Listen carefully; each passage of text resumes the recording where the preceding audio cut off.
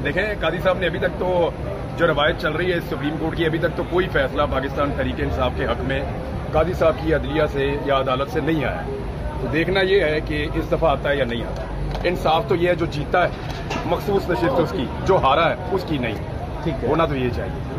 तो जो जहाँ लाइव प्रोसीडिंग चल रही है, आपने देखा कि क्वेश्चन करते हैं, फौरन दूसरा सवाल बोलने लगते हैं, फिर दूसरा सवाल तो ये क्या चल रहा है? तो मेरे ख्याल में हमें एक ना फ्यूचर में अच्छा एंकर मिलने वाला है जो बड़े अच्छे एजेंडे के ऊपर अपना काम कर सकेगा। तो अगर महसूस नहीं यार, पहले ये बातचीत आप सुन लें, वो लोग बात कर रहे हैं, बहुत सारा बात कर रहे हैं। मैं इधर ही हूँ, मैं इधर ही हूँ कि देखते हैं क्या हो रहा है।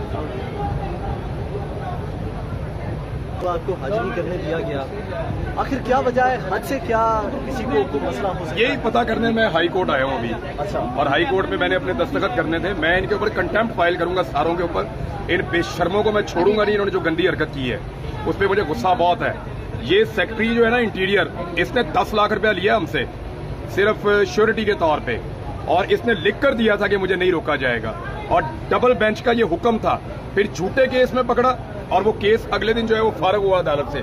फिर एक और झूठे केस में पकड़ा, अगले दिन उसमें भी मैं बाइज्जत बरी हुआ। तो 2 केसेस में इन्होंने मुझे बंद रखा 3 दिन तक। जब सारी फ्लाइटें, प्राइवेट जेट भी चले गए, सब खत्म हो गया, फिर इन्होंने मुझे छोड़ा है। पता नहीं क्या जिद है इनको। इसको सेक्रेटरी को जिसने गारंटी दी थी ना, इसको तो मैं अदालत में लेकर आऊंगा, और बाकी लोग जो रिस्पॉन्सिबल है उनको भी अदालत में लाऊंगा। आपने बताया कि 10 लाख रुपए आपसे लिया गया, किस मद में लिया गया? श्योरिटी के तौर पे। उन्होंने कहा जी गारंटी जमा करवाएं, हमें आपसे गारंटी चाहिए। मैंने कहा 10 लाख छोड़ो, जितना लेना सारी जायदाद ले लो बेशक, लेकिन मैं कम से कम हज करके तो वापस आ जाऊं। तो उसके बावजूद देखें, उन्होंने पैसे लेने के बाद भी उन्होंने नहीं जाने दिया।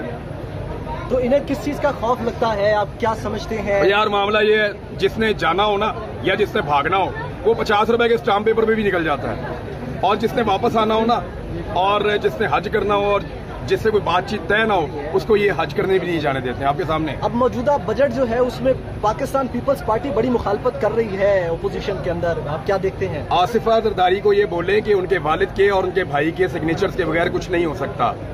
तो उन्होंने अगर बजट में कीड़े निकालने तो जाके अपने घर में निकालें, और अपने भाई को और अपने वालिद को उसकी कॉपी पढ़ाएं कि ये ज्यादती हो रही है। इमरान भाई, पाकिस्तान तहरीक इंसाफ की किसी और मौका दे दे पाजी, जितनी लीडरशिप है वो इस वक्त एहतजाज कर रही है। बताइएगा कि कहा यह जा रहा है कि इमरान खान साहब को जो है ना भुट्टो तर्ज के केस में जो है अब डाला जाएगा, तकरीबन अगले जून तक उनको रखने का प्लान है। तो भाईजान 4 जून और रख ले, इमरान खान में फर्क कोई नहीं पड़ेगा, जो मुझे समझ आ रही है। इससे फर्क कोई नहीं पड़ेगा। और इमरान खान की कॉन्सेंट के बगैर आप मुल्क के अंदर बड़े फैसले कर ही नहीं सकेंगे, क्योंकि अवामी हमायत के बगैर बड़े फैसले कामयाब नहीं होते। जो भी कोई बड़ा फैसला आपने इस मुल्क को लेकर करना है, उसमें आपको इमरान खान की स्टैंप इसलिए चाहिए होगी कि वो अवाम का मकबूल लीडर वही है इस वक्त। तो आप अवामी लीडरशिप के बगैर तो फैसले नहीं कर सकते बड़े फैसले। अगर दहशतगर्दी के इस ऑपरेशन पे और जो टर्म्स और चीजें नजर आ रही है उसमें, तो आप ही हमें दहशतगर्द लग रहे हैं, क्या कहते हैं आप? देखिए, मेरे ऊपर तो बम बना के मारने के मुकदमे हैं, तो वो तो दहशतगर्द तो मैं ऑलरेडी डिक्लेयर्ड हूँ। पहले रियासत बताए कि दहशतगर्द है कौन, और रियासत दहशतगर्द समझती किसको है। 4-5 औरतें अभी भी जेल में हैं, और वो सारी दहशतगर्द हैं। दहशतगर्दी की पहले उसके कानून का सही इस्तेमाल तो शुरू करे। रियासत कंफर्म तो करे कि इसको सियासी मकासद के लिए इस्तेमाल करना है, जाती मकासद के लिए इस्तेमाल करना है, या मुल्क की सलामती के लिए इस्तेमाल करना है। मेरा ये सवाल इसलिए है कि मैं इसका विक्टिम हूँ। मैंने खुद दहशतगर्दी का मुकदमा फेस किया, दैट इज भाई, और एक दफा नहीं किया, पहले भी किया। पहले भी ये शहबाज शरीफ ने मेरे पे मुकदमा करवाया था 2009 में या 10 में, मुझे याद है। इमरान भाई, जब सबका ऑपरेशन होते तो हम ये देखते थे कि आगे आपके टारगेट्स वाजे होते थे, सूफी मोहम्मद था और मुख्तलिफ इलाके कब्जे में होते थे, पता चलता था कि यहाँ पर ऑपरेशन होना है और यहाँ पर इनका सफाया करना है। अब जबकि रद्दल फसाद के बाद तो हमें ये बताया गया कि हमने कला कमा कर दिया और दहशतगर्दों को सरहद के पार दाखिल कर दिया और फेंस भी कायम कर दी। तो अब दहशतगर्द टारगेट क्या होंगे, समझ? देखिए, रियासत को इन सवालात के जवाब देने हैं। यही तो डिस्कशन पार्लियामेंट करेगी तो हमारे सामने चीजें आएंगी। इनको डिस्कस करें, हमें बाकायदा बताया जाएगा। ब्रीफिंग पहले मीडिया को भी दी जाती रही है, इससे पहले ब्रीफिंग जो है वो रियासती इदारे देते रहे हैं, पार्लियामेंट को भी देते रहे हैं। तो जो सवालात हैं वो तो मौजूद हैं। कल अली अमीन गंडापुर के जो तर्जुमान है बैरिस्टर साहब, उनका जो स्टेटमेंट है उसमें भी सवालात ये मौजूद हैं कि बताया जाए कि ये ऑपरेशन किन के खिलाफ है, किस एरिया में है, कितनी देर तक ये रहेगा, इसके मकासद क्या है, इसके टारगेट्स क्या है, वो सारी चीजें क्लियर की जाएं। तो ये तो सवाल अभी सूबाई हुकूमतें पूछ रही हैं, हम तो बहुत दूर खड़े हैं, देखते हैं, सवालों के जवाब आने चाहिए। ख्वाजा आसिफ साहब को कहा गया, बताया गया कान में कि तुन के रखो, क्या कहते हैं?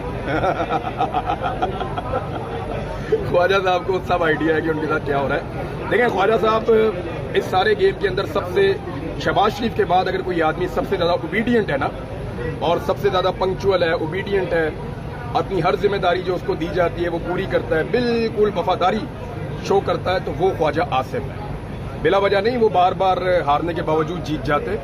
उस्मान डार ने उनको 2 दफा हराया। उस्मान डार की वालदा ने तो उनको इतना बुरी तरह हराया कि हद हो गई, लेकिन ख्वाजा साहब फिर भी आ जाते हैं। तो कोई तो उनके पास गिद्दड़ सिंगी है ना, जिस वजह से वो आते हैं।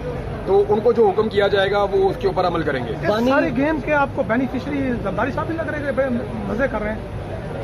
नहीं, ये कौन से मजे हैं? अगर ये मजे हैं तो ये तो जिंदगी खत्म हो जाएगी। 2 गवर्नर हैं। नहीं कोई यार, ये तो गवर्नर भी एक दिन मर जाएंगे, सदर भी एक दिन मर जाएगा, मैं भी मर जाऊंगा, आप भी नहीं रहेंगे। ये कौन से मजे हैं? आप अपना रिकॉर्ड सीधा रखते हैं, आगे जाने के लिए आपने हिसाब देना है। सबको इस बात की फिक्र होनी चाहिए। मैं कोई फतवा नहीं दे रहा, लेकिन अगर इसी को आप अपनी कामयाबी समझते हैं तो फिर आप, अफसोस है कि ये कामयाबी नहीं है। आपका कामयाबी का मेयार और पैमाना ठीक नहीं है। कहा यह जा रहा है कि इमरान खान साहब बहुत गुस्से में, उन्होंने पंजाब को 2-3 दिन दे दिए हैं कि अगर एहतजाज के लिए नहीं निकलते तो सारी क़यादत बदल दी जाएगी। आप क्या समझते हैं सर? देखिए, पंजाब के अंदर जिस तरह की फसाइयत है ना, वहाँ पे एहतजाज के लिए निकलने के लिए मेरे ख्याल में एक नए मोमेंटम की जरूरत है।